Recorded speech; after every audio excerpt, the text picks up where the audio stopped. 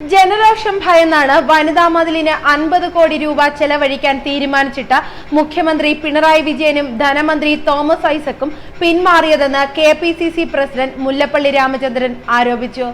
ഖജനാവിൽ നിന്ന് പണം ചെലവഴിക്കില്ലെന്ന് ഇപ്പോൾ മുഖ്യമന്ത്രിയും ധനമന്ത്രിയും പറയുന്നത്.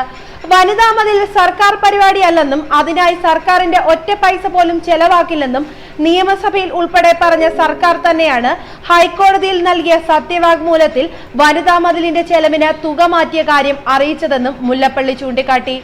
സ്ത്രീ സുരക്ഷയ്ക്കായി നീക്കിവെച്ച തുകയാണ് വനിതാ മതിലിനായി സർക്കാർ ചെലവാക്കാൻ തുനിഞ്ഞതെന്നും കെപിസിസി പ്രസിഡന്റ് പറഞ്ഞു.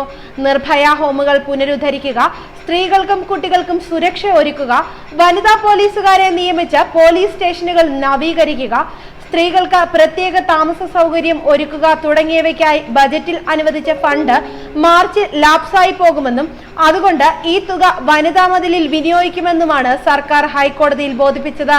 നമ്മൾ അഭിമുഖീകരിക്കുന്ന മുഖ്യ പ്രശ്നം പ്രളയാനന്തരമുള്ള കേരളത്തിന്റെ ഭീകരാവസ്ഥയാണ്. പ്രളയാനന്തരം കിടപ്പാടവും ഭൂമിയും നഷ്ടമായവർ, നിരാലംബരായ കൃഷിക്കാർ, ഇവരെയൊന്നും സർക്കാർ കണ്ടില്ലെന്ന് നടിക്കുന്നു.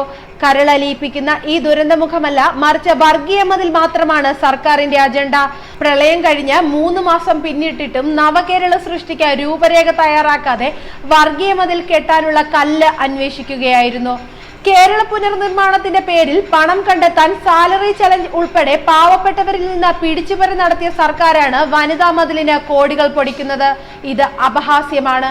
ധാരാളിത്വത്തിന് പേരുകേട്ട സർക്കാർ നികുതിദായകന്റെ പണം കൊണ്ട് ധൂർത്തു നടത്തുകയാണ്. വനിതാ മതിലിന്റെ പേരിലുള്ള സർക്കാർ നടപടികൾക്കെതിരെ രൂക്ഷ വിമർശനവുമായി ഹൈക്കോടതി തന്നെ രംഗത്ത് വന്നു. ജനങ്ങളുടെ പ്രയാസം മനസ്സിലാക്കാത്ത ഹൃദയശൂന്യരായ ഒരു കൂട്ടം ആളുകളാണ് കേരളം ഭരിക്കുന്നത്.